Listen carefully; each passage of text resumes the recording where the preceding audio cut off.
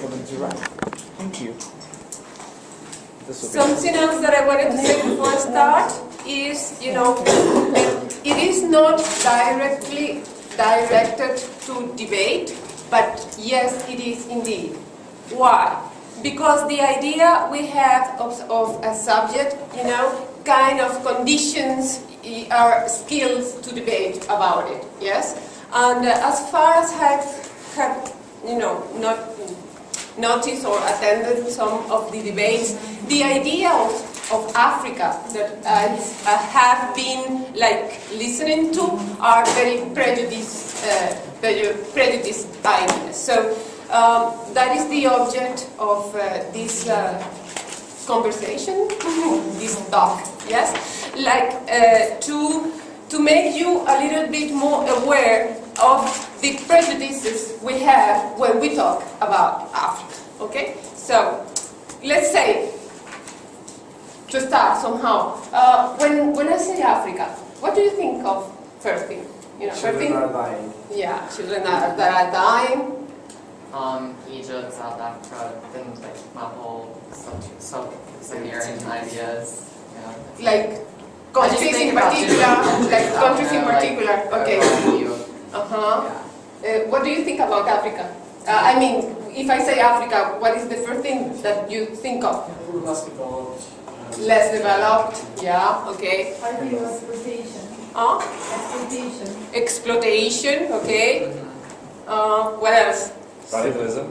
Radicalism. You think, and you link it with what? Especially Nigeria, places like Rwanda. Okay, so you link it with ethnicism. Yes, and I'm South African myself, so. You are South African. Yes, I'm also going to ask that because I know that there was a South African, but I couldn't identify it. So you will help me, please. Anything that you want to say? Okay. But it would be really interesting because it's fine because especially when we have debates on the domestic sphere, yeah, it's kind of difficult to approach our own country from a very Western perspective. So that's actually why I really want to kind of broaden my knowledge about that. Oh, imagine. Okay. Okay, so what else? Interesting that you pointed out then conflict. You say radicalism and he linked it to ethnicism. Does anybody think of another thing when we say radicalism linked to Africa? Does anybody think of Islam related to Africa? No. Yes, no, Yeah, what? kinda. Okay, do you know that Islam is one of the main religions in Africa? In the whole Africa? Northern, northern half. Eastern, Western Africa, because Islam kind of entered into Africa in the 6th century. So, there are many things that we don't know about Africa, and there are many things that we think we know about Africa. So, you see, that is why I think this conversation will be interesting for you as debaters. African history, as well as human history, implies a particular kind of political awareness. The discussion, I believe, about how the knowledge about Africa is produced, by who it is produced, and which are the objectives is absolutely relevant to the position it takes in our minds and in the international order, and therefore in our foreign policies. Okay? The emergent, and this is the emergent Africa, this is the idea that I will propose to you.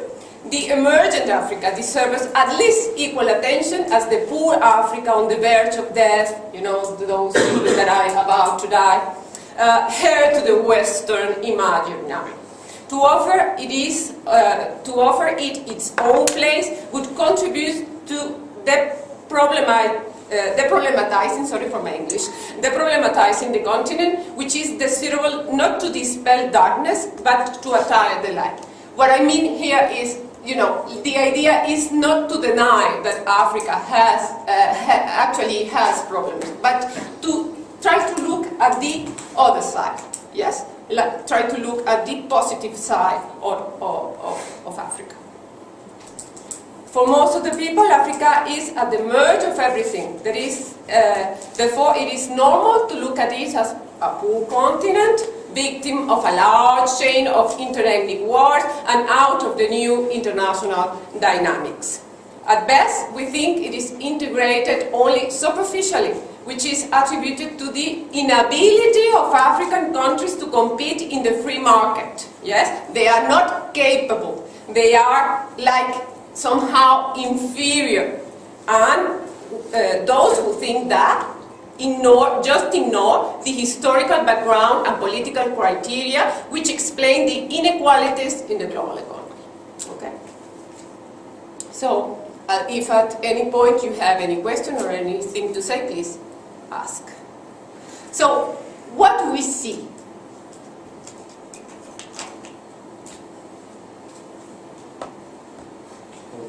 Media, especially media portrays Africa. How media portrays Africa. So you are saying that what we see is because of the media? Yeah, that is true somehow, yes. Because that's what the media think it is important or it is interesting about Africa, yes. So we see the children, who are hungry, the violence, the blood, how do you say that, refugees or people who has to go to other countries, poverty, yes, that's what we see. In the best of the cases, we see the exotic Africa, yes, the big five, the landscapes, beautiful landscape, and Kenya, the ethnic fashion, which is nice, yes, some heroes like Chaka Zulu, yeah. So, at the best, we see the exoticism of Africa. And if we want to go to Africa, we think of going to a safari, which is very expensive, not everybody can afford it, yeah. And, I myself was in South Africa. I was pretty surprised about how a beautiful country it is, and I couldn't afford a safari. It is really, really very expensive. And I don't think it is the most, the only thing that we can do in Africa. There are really lots of more other things interesting to think about and to do. Yeah? Okay. The most, try to go beyond this. It is not only, it is not only what we see, yes? It is why we see it that way, yes? And what I propose here for you to think about is that it is a created image in contrast with an imagined community which we have to erase. Benedict Anderson, is a very famous author. He has written seminal books, and he says that is a quotation from his book. It says, in fact, for him, all communities larger than primordial villages of face-to-face contact, and perhaps even these, are imagined.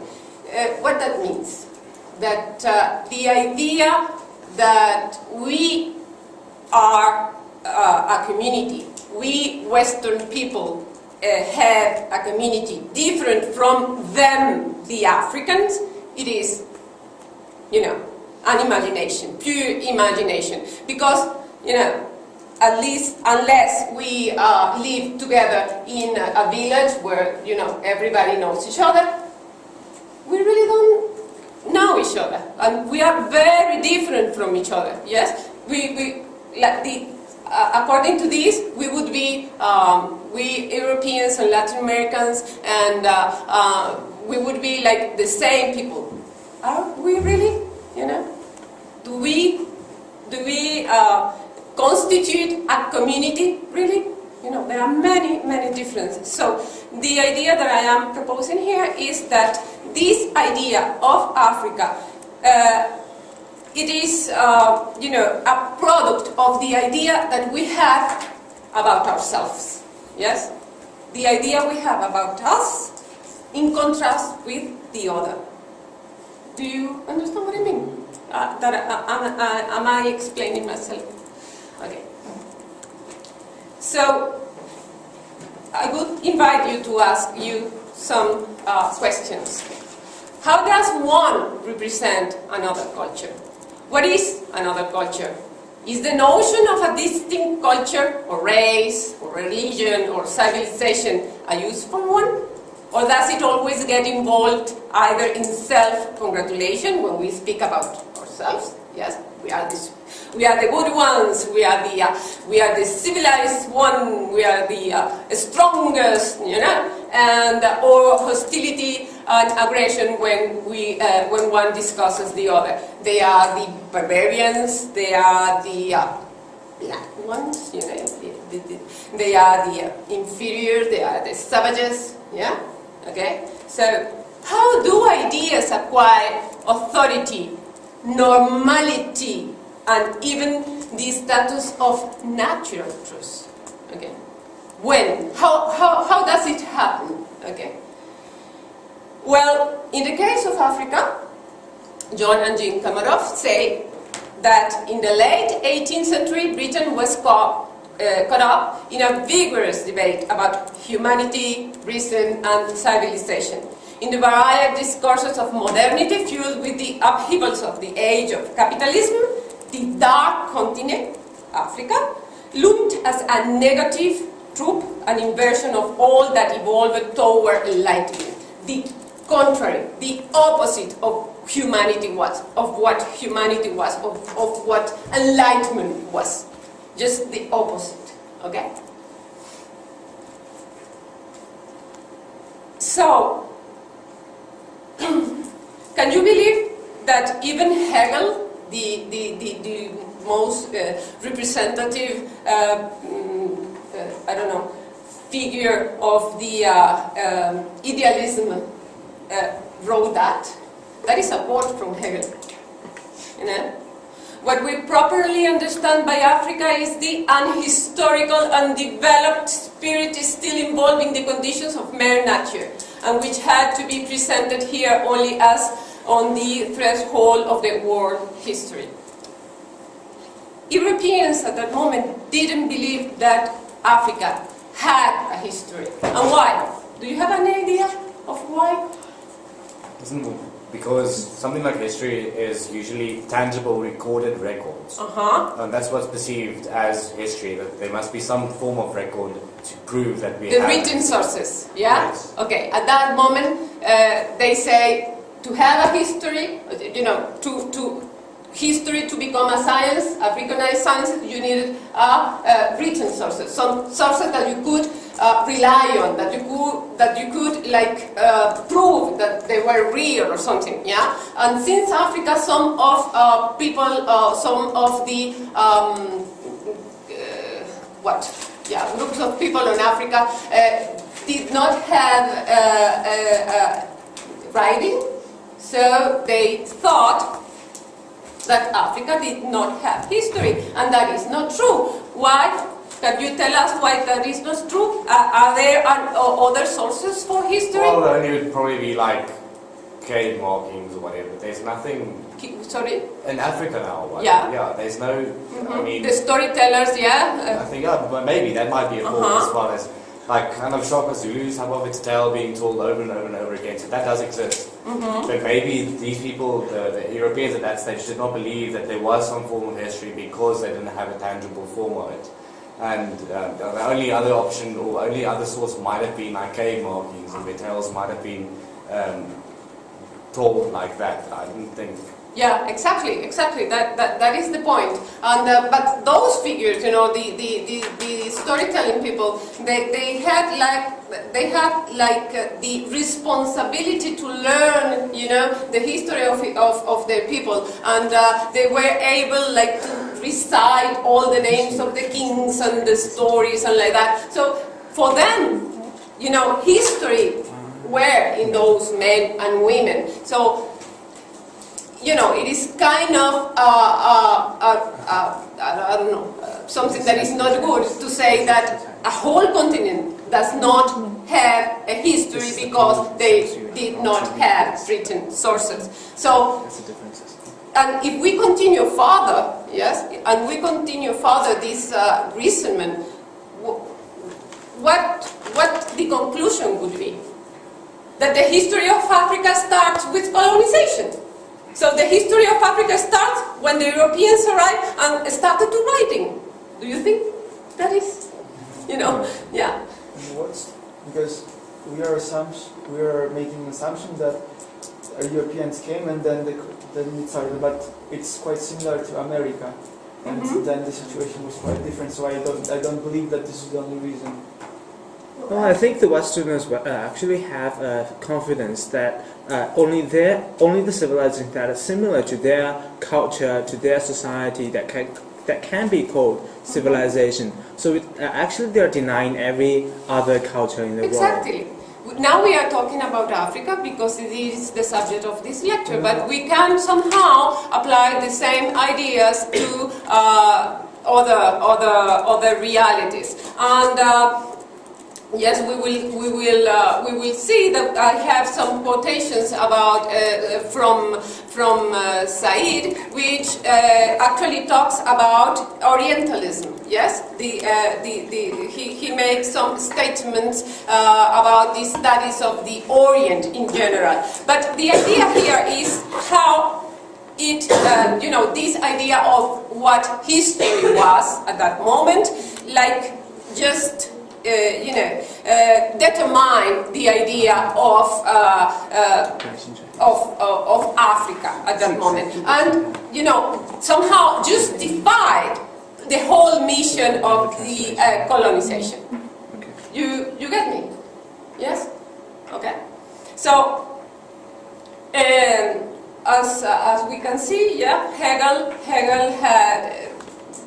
Even Hegel had this image, and what the message I want to send with this particular slide is that it is not only an idea, which first started with myth, but an idea that gets somehow the scientific support by anthropologists. Okay, because besides this idea of the superiority of a particular civilization, we have also the scientific studies of racial determinism and evolutionism, from the sociology side. And, from those studies, like if you put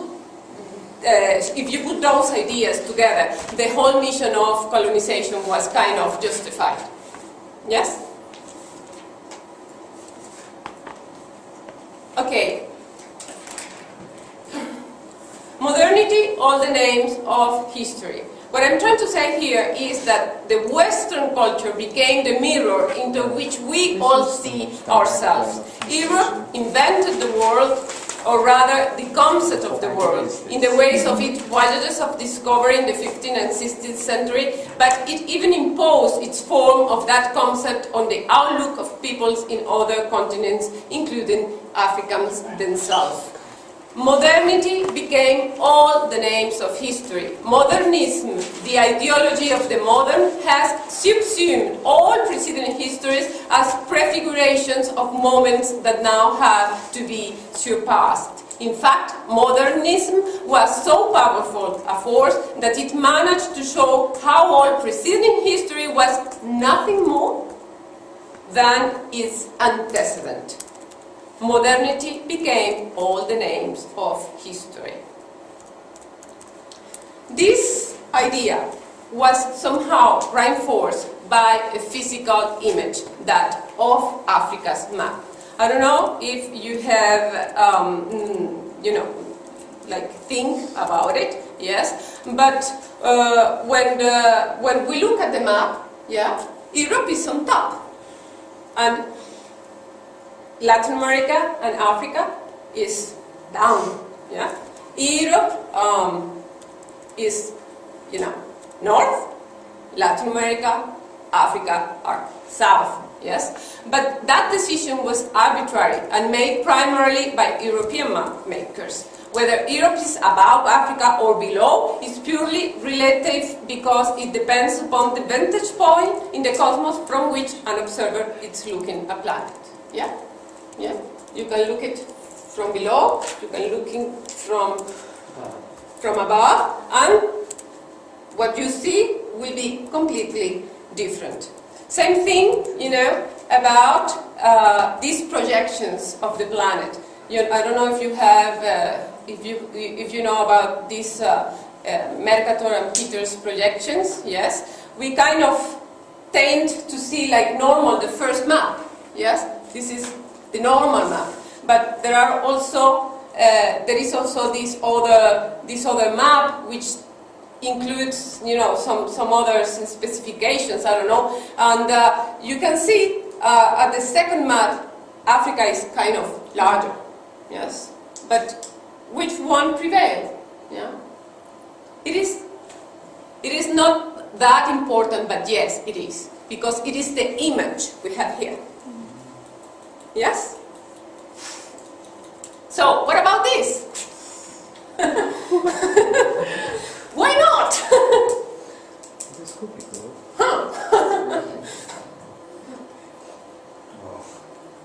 Remapping the world in our minds. The second figure over there is actually the logo of the Center of African Studies in Venezuela. Okay. Just, some things for you to think about. Well, do you think the African just, bought all this? That they stayed passive, they didn't do anything? Tell us. Can you please?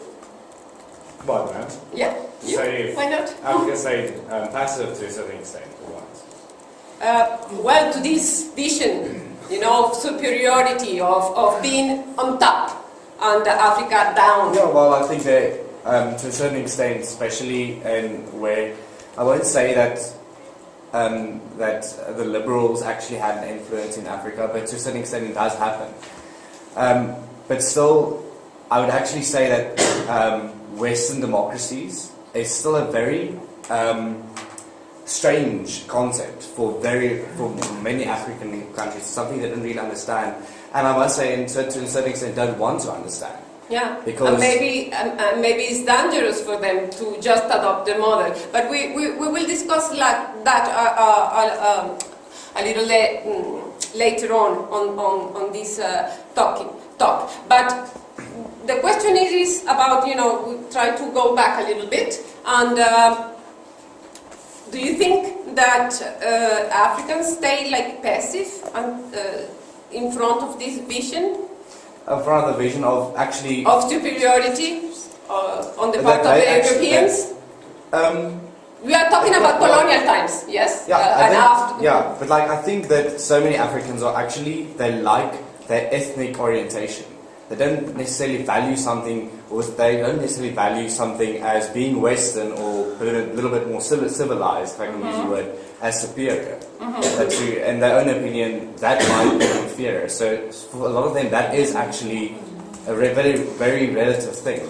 Okay. Because, do you understand, man? So that's my perception of it, is that many Africans don't really mind being considered as inferior, because in their minds they are actually superior because they have the lifestyle that they want. Yeah, but that's for them, okay? But actually and that is very important, because that's what they think, and that keeps, their moral kind of up, yeah? But what I'm saying here is that a philosophy, grow up to respond to this idea of superiority on the Western world, and it has a name. Have any of you listened about the Afrocentrism, Pan-Africanism? No? No idea of what it is? Afrocentrism? Well, you can, figure it out by the name. Afrocentrism, what it is? Africa, centrism. Africa is the century of the world. Any guesses? Africa is the center of the world. something. Exactly. Yeah. Everything. Any other idea? No. Maybe looking and evaluating other cultures and other continents and civilizations by the perspective of them. Exactly. By their perspective of Exactly. what they do and Uh-huh. how they- And the interesting part of it is that the movement started in Europe, you know, within the African diaspora in Europe, you know, African students in Europe that felt, you know, like they were like, how do you say, push away, don't take into account. Right. They actually, Right. discriminized, yeah.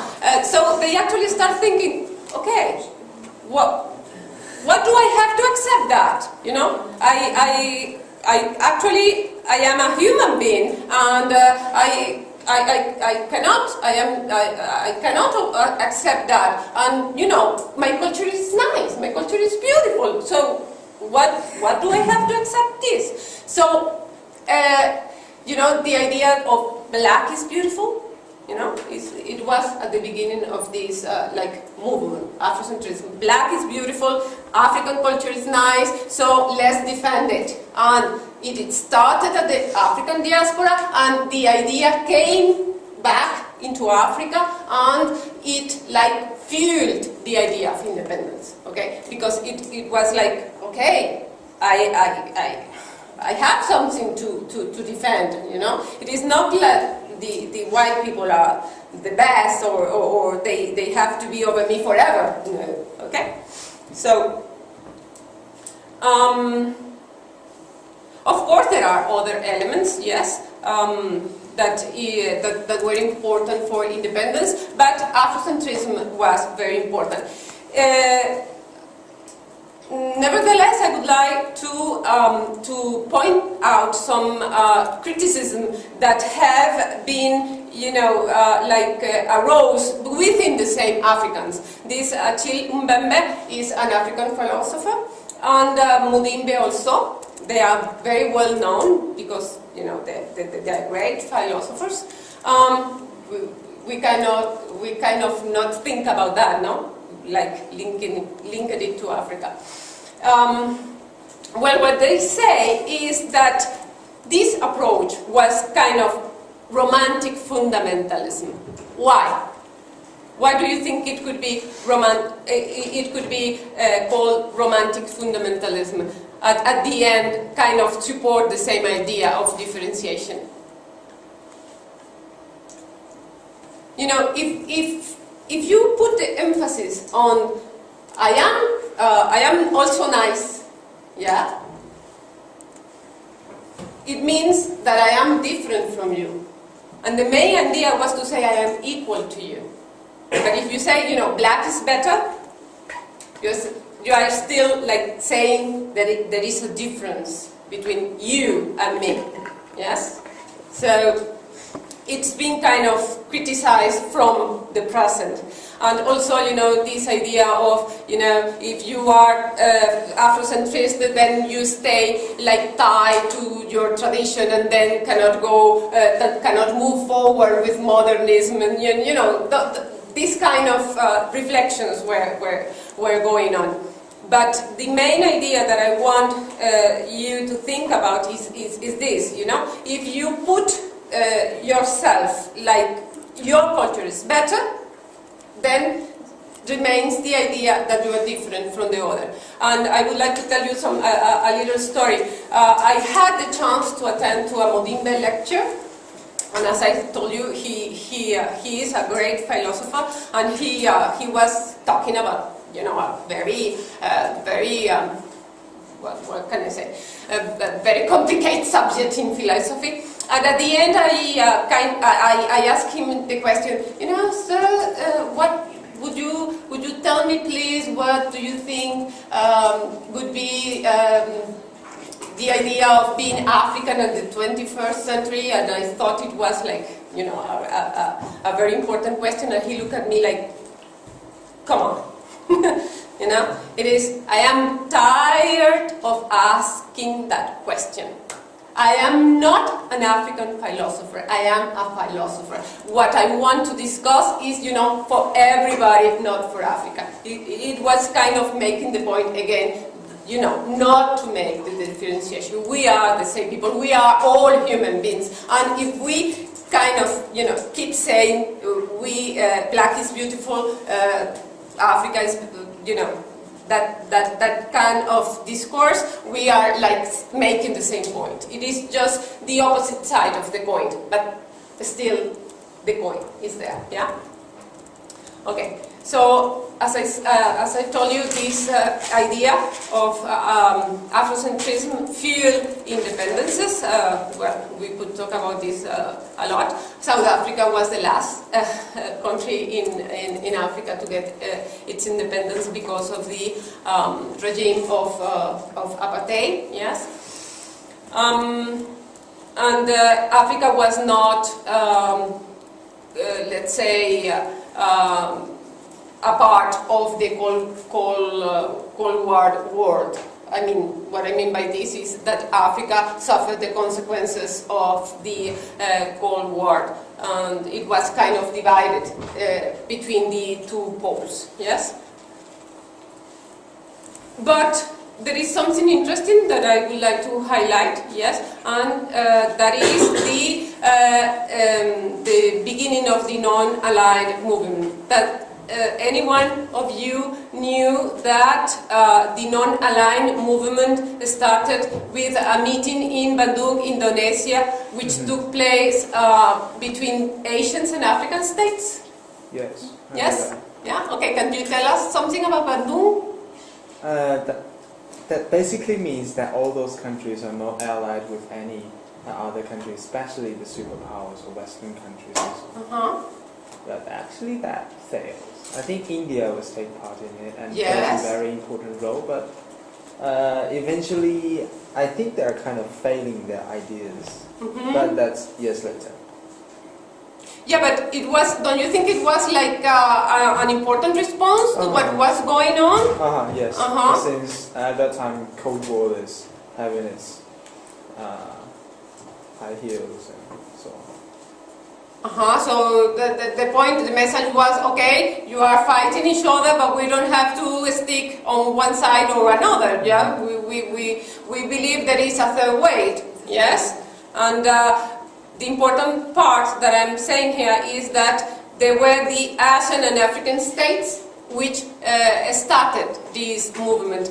Latin America, joined the idea of the non-aligned movement and the whole idea of the South later on within the United Nations, discussing subjects like, oil producer countries, like the sea limits and like that. But at the very beginning, only Asian and African states had this idea of making a difference between, the West and the North American pole and the Soviet pole. Sorry.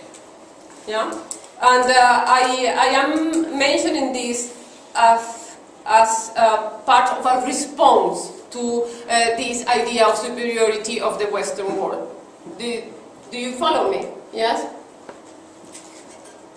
Do you follow me? Yes or no? It is like Pan-Africanism and non-aligned movement were some kind of response to this idea of Western superiority.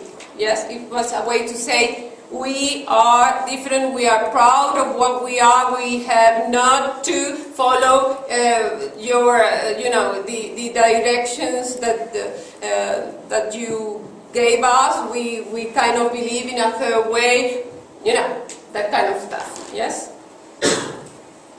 Well, that's the final declaration of Bandung. You can look at it to have, an idea of what it is about: respect of fundamental rights, respect for the sovereignty and territorial integrity. It is, very, very, very interesting to look at it. But today, now we arrive to the present. Yeah, Africa in today's world.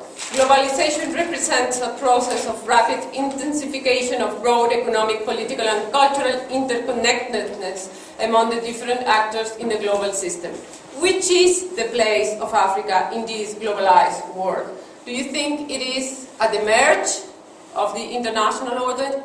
What do you think? Which is the place of Africa now? Would it be safe to say, ma'am, sorry? Place of Africa today. Uh-huh. I mean, I think in the past decade, the situation has changed drastically in terms of an individual person. Mm-hmm. Before we saw more poverty and not a lot of chance to better themselves. More poverty, you said? No. Before. Okay. I think now it's come to the situation because we put more foreign companies have come in and invested in it. I think now the majority of African people have their healthcare systems in place, better opportunities to better themselves. It's on the rise. On the rise, okay. Any other opinions? Would it be, it's very drastic to say, but it's just a theory. Don't you think, ma'am, that Africa's place right now is to be China's footstool? Because, I've read a lot of articles actually explaining the influence of China in Africa, especially in the last 15 years, and what the future holds. And it's actually scary to see how much industries is Chinese owned. Yeah. Yes. What else? Is that investment bad? Well, not necessarily, but like we had the debate earlier, it's all about it's a new kind of colonialism. No, I don't necessarily think so. I'm just no. yeah, it's not. I don't think it's imperialistic or whatsoever. I just think that for Africa to there's a saying that says African solutions for African problems. And so it's not that this is necessarily what I'm saying, but what I am actually trying to report here is Africa should start being independent. And I don't think independence can be correlated with too many other external industries having a hand in Africa. Okay. Other things? What do you think about which is the place of Africa today? It is an important place, it is a marginal place, it is, I think, for instance, equal to Europe, less than the United States, I don't know. Unfortunately, I don't think it's equal. And this actually reminds me of an article I read that, I don't know how true it is, but I read that, for instance, under Sahara, there's supposed to be this huge amount of drinkable water. So, and I think that maybe right now it's not equal, but if this were to be true, turn out to be true, I think it could, change the role of Africa in the future. But unfortunately, I don't think that is equal because it is still not independent enough. And it should be fighting for that. But I think it's still other countries, the power of the West is still too big, and they're still, trying to keep it under themselves. This side, what do you think? Tell me something. Which is the place? Yeah, you. Which is the place of Africa in today's world? I also think that unfortunately it's not equal. I think the Western superiorization still exists. So. But do you think it's marginal? It is at the marriage. The world could live without Africa. Do you think the world could live without Africa? In fact, during the previous few years, it's the place of extreme changes. And we have to wait a couple of, months, years in order to stabilize the situation. Because right now, especially in the northern part, things are rapidly changing. Okay, yeah, I agree with many things that you have said. Yes, it is. How were your words? In increase? No. What were your words? In a race? In a race? I think so. Okay, in a race, in a race because of the multinational investment, despite the Chinese operation, no, the Chinese intervention. Okay, but what I would like you to think about, it is like, it is not at the margin. Whatever you think, it is not at the margin. It is in the middle of the new world order. And why? Why do you think it is so? Why is Africa so important right now for the rest of the world? Resources. Yeah. Exactly. Resources. So some people think that we are in front of what they call the new scramble for Africa. Yeah? The first one would be colonization. Yeah? During colonization, Western powers kind of divided the cake and say, well, the Congo is for you, the South Africa is for you, Algeria is for you, okay? And it was, related to the power each of these countries had. Yeah, it was kind of the first division of Africa. The second one was during the Cold War, yes, and some authors say that we are facing the third division or partition of Africa, what they call the new scramble for Africa. Yeah, so I would like you to look at this slide and like to see what are some of the characteristics of this third partition of Africa. According to Margaret Lee, yeah, it has two phases: the saving Africa phase, the good phase, the nice phase, and the naked imperialism phase. The Saving Africa phase, it is, put into practice through programs like the UN Millennium Development Goal, the US African Growth and Opportunity Act, the Millennium Challenge Account. What do you think this author points out the Saving Africa phase like something bad? Do you think it's do you agree with her, or what do you think about? Is this Saving Africa a good action? It is not? What do you think? I think that, well, the intention, no.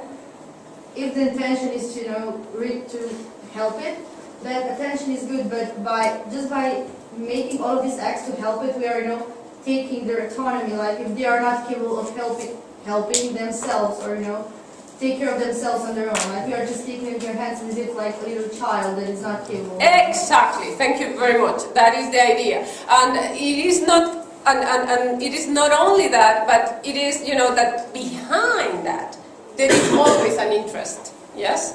And we could talk a lot about it, but, it is like loans, like international loans. You give some countries money, but you put some conditions. Yeah? Okay, I give you money, but, for instance, democratization, yeah? And it seems good for us, and maybe it will work for some countries in Africa. But democratization is good, multipartyism, that is the question. Why? Because we have many ethnic groups, yes, and if you kind of force a multi-party system where, well, the parties would be kind of linked to the ethnias, and then you will have these ethnia conflicts again reflected on the elections. So it is complicated. Yes, it is complicated. So anyway, we have this Saving Africa phase. We are the good ones. We are helping Africa. Yeah. But also we have this naked imperialism. Yes, this fight is not about globalization, she says. It is increased integration of market. It is about imperialism, aggressive consumer capitalism that destroys or exploits everything in its path, including people, in the name of capital accumulation. And this is, this is a fight for resources, as you pointed out. But it is not all. It is worth notice, that the aggressive involvement in this of emerging powers like China. Have you heard about the BRICS? Have you heard about the BRICS? Yes? Okay. So somebody tell me what the BRICS are. Brazil, Russia, India, China, and South Africa. And even South Africa. Yeah, the emerging powers, yes? So what we are saying here is that in this new partition, there are new actors. So what's for B? Sorry? What's for B? Brazil, yes, Brazil. So what we are saying here is that there are new actors in this scene, yeah? And they are the emerging powers. And as, which is your name? Duan. Duan rightly pointed out, China is like taking, the like running faster than the others, and is like conquering, the African space through different policies which can be seen as, like somehow saving Africa, like helping Africa, but, behind them there are still, its particular interest, because for instance they will give money to a country to build a road, but this road will lead especially to a place or a region that they are interested in exploiting for something. It is not just to help. Yeah. It's a little conspiracy, but against China's action or against this five action, do you think there's a relation between Obama's election and the African identity, United States and African relations? Oh, well, I could feel the emotion Africans experience. It was kind of naive, I think. The emotion that Africans experienced when Obama won the presidency. Have you noticed that? No, not really. It wasn't as prevalent in South Africa. It was a big thing, obviously, but Yeah. it's not as if someone connected our identity to the American president. Yeah, but I have talked to some Africans and that really were like, oh my God, the United States it had now a black person who has African origins, and relations are going to be different.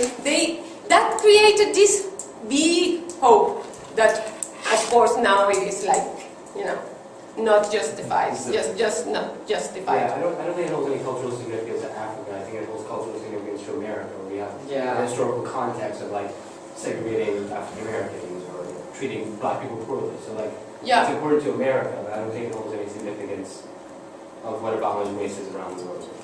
Yeah, I mean, it does in certain contexts. No, but not in terms of this. Yeah, not in terms of, I agree. But I think this is a misconception of Obama's identity inside of the United States, because he's actually not the descendant of the suppressed.